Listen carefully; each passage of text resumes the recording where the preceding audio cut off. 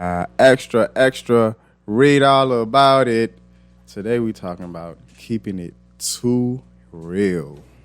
Is there such thing as keeping it too real? Let's just say there's a time and a place for everything, and some things are better left unsaid. You are so silly, but it's definitely a borderline to what makes someone being real and crossing over to somebody like just being an a-hole to you. You know what I'm saying? Like, it's definitely, with every good things, there's balance. It comes balance. Also, read the room. You know, look at people's body language, demeanor, and also before you open your mouth and say anything, think about how you feel. Think about what mental state you're in. Are you being emotional in that moment? Are you feeling irrational? Check in on yourself, check in on your body language, check in on how you feel, because a lot of the times we have good intentions when passing on a message to someone else. But at the end of the day, our tone and our body language, which is a universal language, I might add, it kind of throws people off track from what the message that you're conveying. So, like, for example, we may have a friend. We've all had a friend, and we didn't like the partner or the person that they were seeing at the time. And we want to so obviously tell them how good they aren't for them, right? And how they deserve better, this, that, and the third. But at the end of the day, there is a line that is drawn, like all things, balance that has to be brought into all things when it comes to when you're being real or you're just being a straight a-hole. Like, a lot of people justify being an a-hole as, oh, I'm just blunt or I'm just keeping it real. But at the end of the day, we all know that it's important how we translate our messages. And just because you may mean well or you may think you have good intentions behind something, it still may be a bias behind it. You still may have an emotional approach. And so it may not be presented that way and definitely not perceived in the way that you want it to be. And so, for example, like you mentioned, having a friend that you feel like is in a dangerous relationship or, just may have a unfit partner or a verbally abusive partner or an emotionally abusive partner, feel like they're no good for your friend. Anybody that you have a relationship that you have love for, and if you're close enough to them and you feel like someone else is doing harm to them in any form or fashion, that's automatically you're going to be emotional behind it. Automatically, it's not a good feeling. So you have to be delicate not only with yourself, but also be considerate of your friend also, because even though from the outside looking in you can see what you see and you understand it may not be good for them, they still have an attachment to that person. Just think about how you feel when you're on your way to do something and then someone barges in and tells you to do the very said thing that you're about to do. Or like when your mom comes home screaming at you to do something. Like, it would be so much easier and you would be so much more cooperative to listen if they were more kind in their message. Hey, I understand that you have a lot of things going on as well as but do you mind doing the dishes before dinner or after dinner or whatever the case may be, versus, you're so lazy.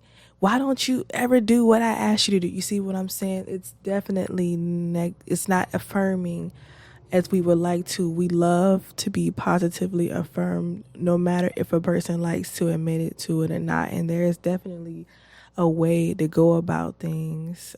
What you feel is probably real, and it is probably helpful to the person that's receiving the message. But at the end of the day, we have to extend first ourselves grace and grace to others, because that's what we're here for, and that's unconditional love.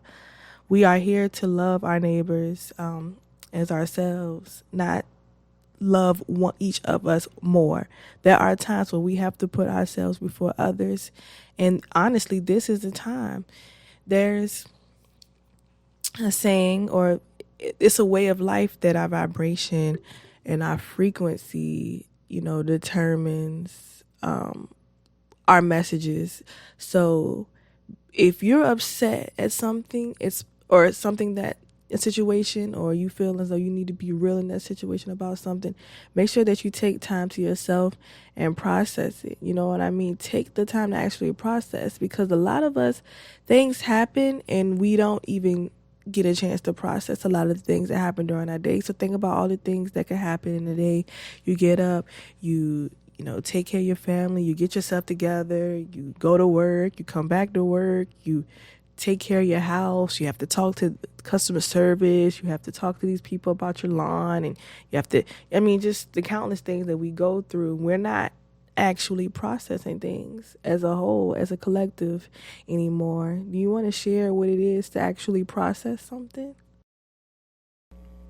So processing takes skill. It takes knowing how to not act on impulse.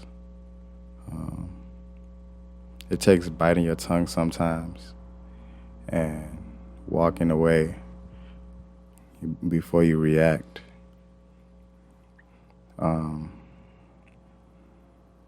It's just sitting down and actually thinking about what you say before you say it. Or on the other end, you're being the receiver and listening and not having a rebuttal or not having an initial response. We have these so many societal norms that go against what do we say? Going against the flow of things, and now allowing ourselves to just flow. Going against the current. See, that's good. Going against the current, and one of the things that we do to go against the current is when we having these interactions and someone says something and us feeling the need to initially respond. So say someone asks, hey, I'm doing this, that, and the third, would you like to be a part of it?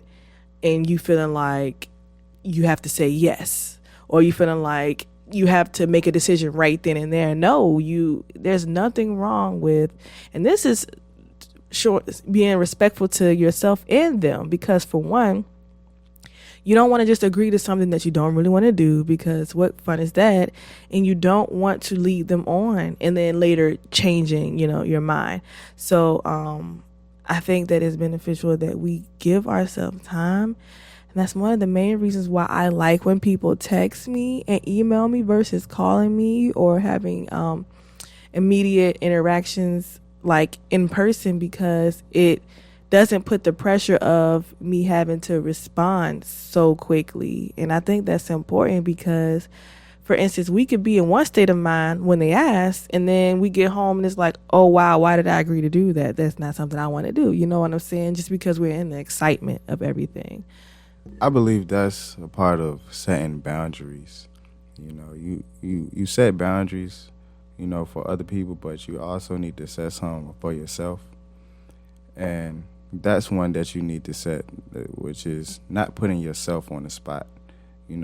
Giving yourself a chance to really think about if it's something that you want to do, if it's something that you can handle in that moment, or if you need time to know yourself, or, actually ask yourself,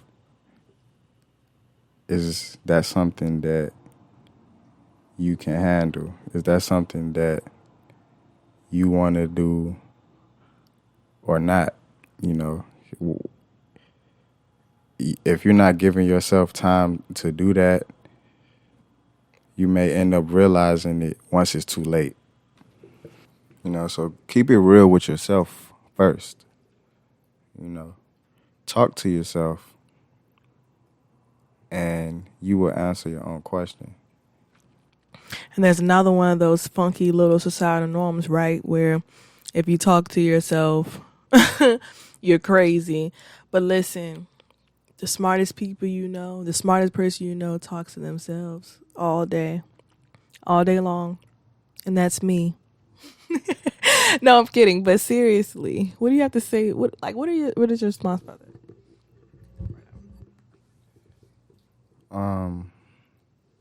Talking to yourself is probably one of the best things you could do because you know yourself more than anyone else.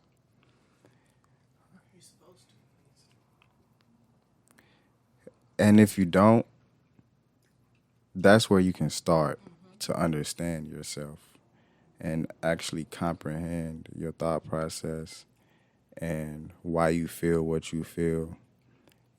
Sometimes in the spur of the moment, in the heat of all the chaos and commotion and all the, just going through the motions of everyday life, you never give yourself a chance to even understand what's going on within yourself or around you.